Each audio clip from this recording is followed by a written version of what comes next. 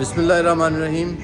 US visit visa की एक success story जो है वो आपके साथ मैं इस वक्त शेयर कर रहा हूँ। मैं चूँकि कुछ दिनों से पाकिस्तान से बाहर हूँ, लेकिन चूँकि लोगों के इंटरव्यूज़ जो हैं वो यूएसए के हो रहे हैं, तो यूएसए के विज़िट वीज़े के हवाले से यूएसए के वीज़े लग भी रहे हैं, यूएसए के वीज़े रिजेक्ट भी हो रहे हैं, लेकिन जो वीज़ा लगा है उसके बारे में मैं आपको डिटेल ज़रा बताता हूँ। मेरे एक बड़े प्यारे दोस्त हैं, उनका हमने मेडिकल ग्राउंड पे जो है वो यूएसए का वीज़ा अप्लाई किया हुआ था फ्रेश पासपोर्ट के ऊपर। तो अल्हम्दुलिल्लाह उनका जो वीज़ा है वो ग्रांट हो चुका है। तो पहली बात तो है नदीम भाई, आपको बहुत बहुत मुबारक हो कि आपको वीज़ा ग्रांट हुआ है। लेकिन मैं ये बता दूं, ये कोई टूरिस्ट वीज़ा नहीं था, ये मेडिकल ग्राउंड के ऊपर हमने वीज़ा जो है वो उनका अप्लाई किया था। और मेडिकल ग्राउंड के ऊपर जो है वो उनकी कुछ मेडिकल रिपोर्ट्स जो हैं वो हमने वहाँ पहले यूएस भेजी। यूएस भेज के वहाँ से हमने अपॉइंटमेंट्स ली डॉक्टर से। फिर डॉक्टर की हमने कुछ फ़ीस जो है हॉस्पिटल के एडवांस पे की, एक नॉर्मल सी सर्जरी थी उसके लिए। और उसके बाद जो है वो उनका इंटरव्यू हुआ और अल्हम्दुलिल्लाह उनको वीज़ा ग्रांट हुआ।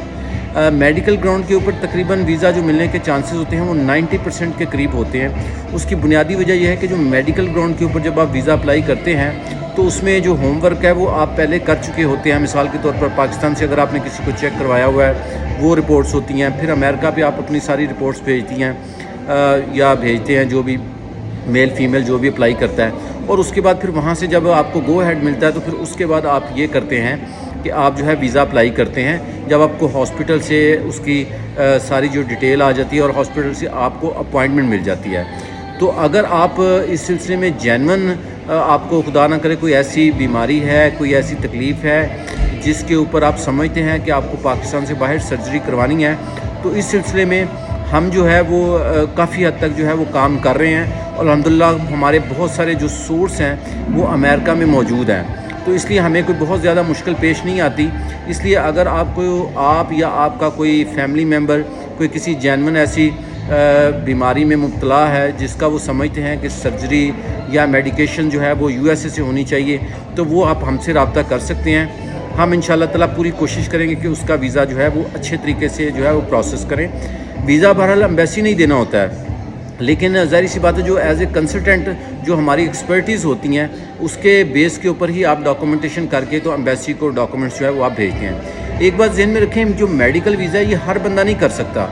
कि अगर आप कहें कि जी हर बंदा जो है मेडिकल वीज़ा अप्लाई कर दे, हर बंदा मेडिकल वीज़ा आपका अप्लाई नहीं कर सकता। उसकी वजह यह है कि इसका एक प्रोसीजर है जो कि समझना पड़ता है कैसे है। आपके पास बहुत स्ट्रॉन्ग सोर्स होना चाहिए दूसरे मुल्क में जहाँ पे आप वीज़ा अप्लाई करना है।